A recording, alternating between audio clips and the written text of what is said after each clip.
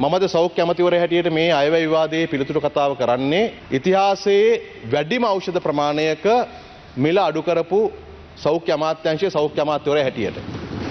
කවම කවරදාකවත් ඖෂධ 350ක මිල අඩු කරලා තිබුණේ නැහැ.